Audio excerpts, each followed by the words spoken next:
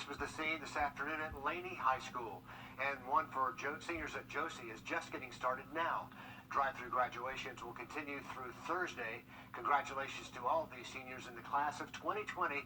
We know it's not how you imagined this would go, but you deserve this recognition. Big update out in the tropics over the last 24 hours. Give you an update on Tropical Depression 7 and a look ahead at our weekend forecast coming up.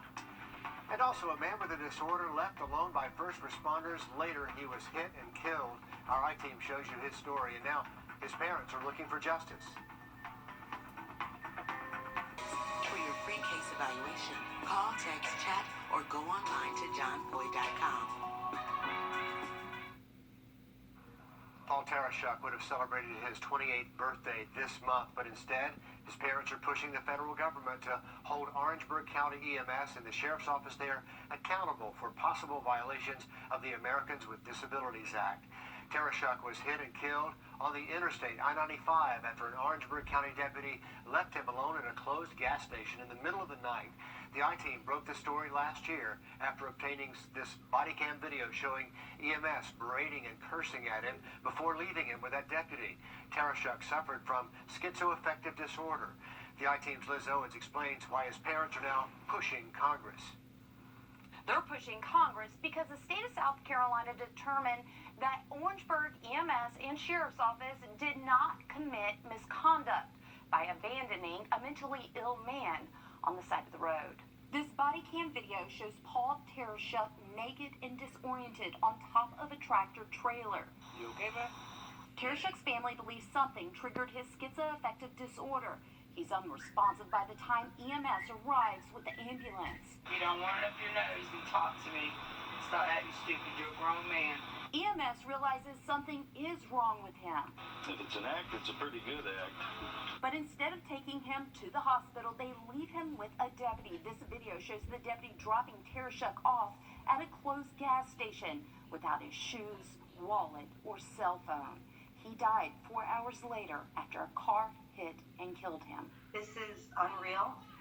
It's unacceptable. Paul and Cindy Tarashuk can't accept the fact that the South Carolina Law Enforcement Division found no criminal wrongdoing in their son's death. The state of South Carolina has chosen not to prosecute.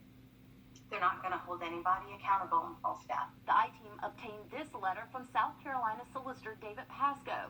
He considers the investigation into Paul's death as closed, stating none of the conduct presented in this matter rises to the level of criminal misconduct in office. They sent a clear message to EMS and law enforcement, telling them that they can take somebody who they feel has a mental illness, as they do say in the body cam, and they can mistreat him, they can assault him, they can abandon him, barely clothed, with no means to advocate for himself, in the middle of the night during a hurricane. 1 in 5 Americans experience mental illness every year. A person with untreated mental illness is 16 times more likely to die in an encounter with police than other citizens approached. COVID-19 has created the perfect storm, too. The CDC issued a warning about an increase in mental illness during the pandemic. Meanwhile, massive budget cuts to mental health services in Georgia went into effect just this month. I don't know how this is okay. We need to bring awareness to this, and we need to change it. Congressman Tom Balowski is pushing for change. He requests the FBI to investigate Paul's death to determine whether Orangeburg County violated his rights under the Americans with Disabilities Act. He sent this letter to U.S. Attorney Bill Barr in March, just before COVID shut down the country. If they're not held accountable when they do this, it's just going to open it up to disregard more people during a time when people need help more than ever. The Tarashuks have filed a civil lawsuit against the Sheriff's Office and EMS, but it's slow moving right now because of COVID-19. Liz Owens, on your side. Thank you for that, Liz. To weather now, and Riley, we've had another hot, humid afternoon and even some storms to talk about. Yeah, those storms were overproducing for us, Richard. We actually did have a couple of severe warning cells, and If you did see any damage or anything like that, we'd love to see pictures of it so we can send it off to the National Weather Service, get that verified for you so if you do need to make an insurance claim.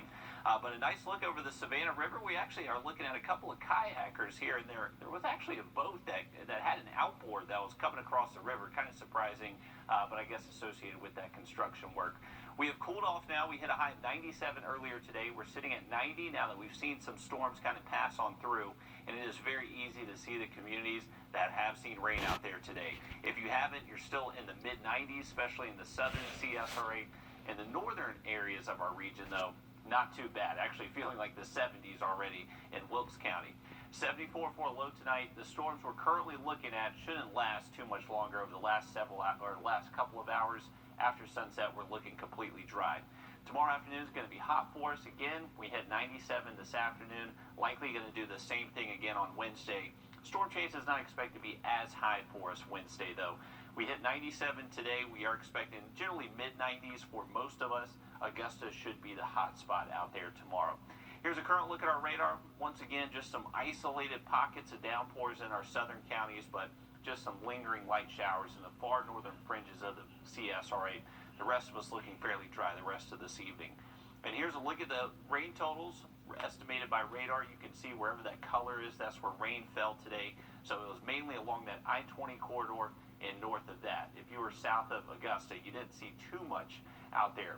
But Wilkes County winning today as far as who saw the most rain. They've likely seen anywhere from 1 to possibly even 2 inches with storms this afternoon.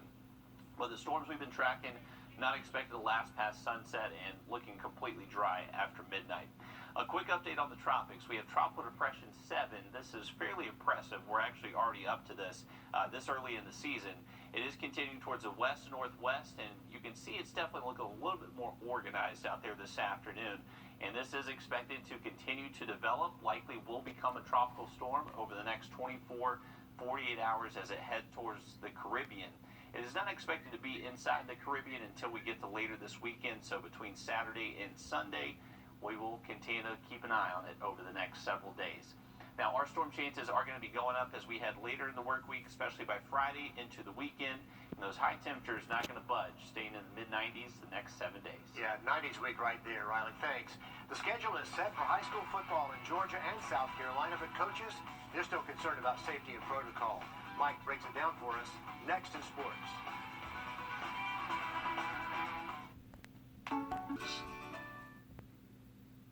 On your sideline, sports brought to you by the Hawk Law Group.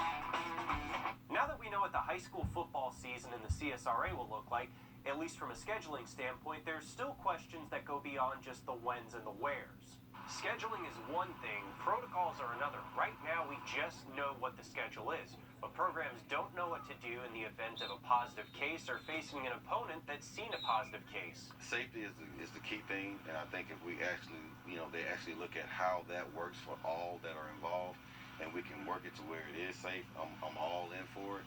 But if the safety part is not a protocol that's really intact and in place, it's just a little concern for me. Those protocols will hopefully be established soon. This hasn't been a normal off-season, and that's another concern for coaches.